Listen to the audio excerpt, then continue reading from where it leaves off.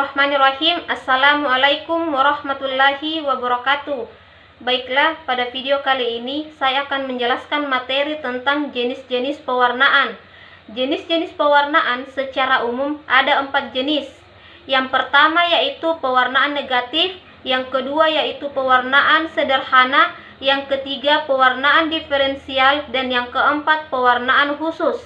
Pewarnaan negatif merupakan pewarnaan yang digunakan pada kuman yang sukar diwarnai, misalkan Treponema, Leptospira, dan Borrelia, di mana kuman ini tidak diwarnai dan tampak sebagai benda-benda terang dengan latar belakang berwarna hitam.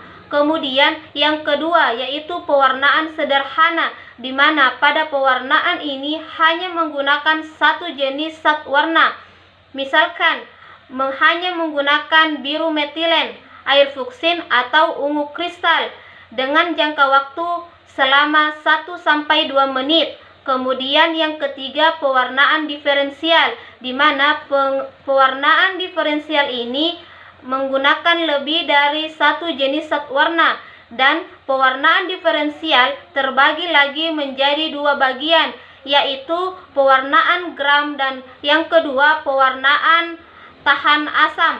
Kemudian yang pertama bagian A, pewarnaan gram.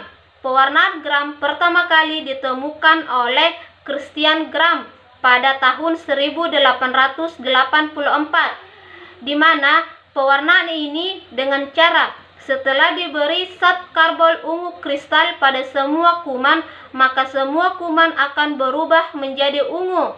Zat warna ini diserap dalam dinding sel dan juga protoplasma.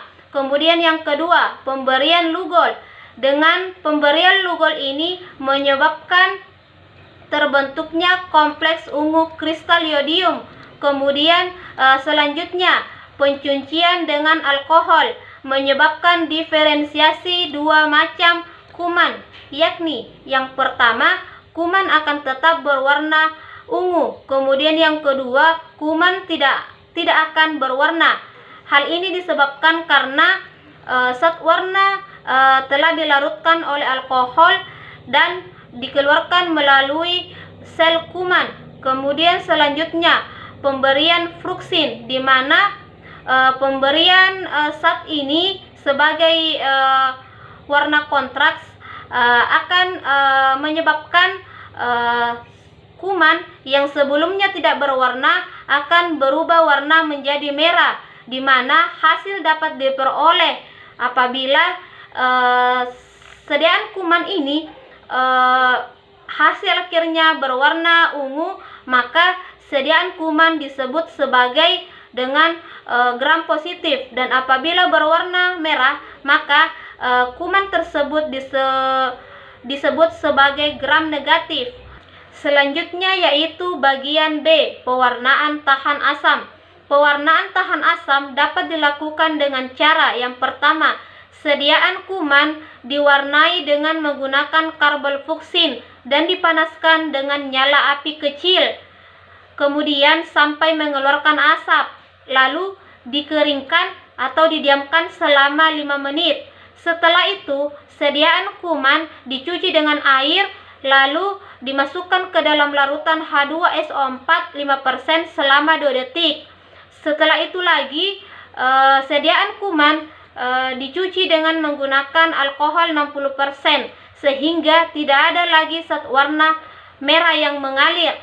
Selanjutnya sediaan dicuci dengan air, kemudian diwarnai dengan biru metilen selama 30 detik, lalu dicuci dan dikeringkan.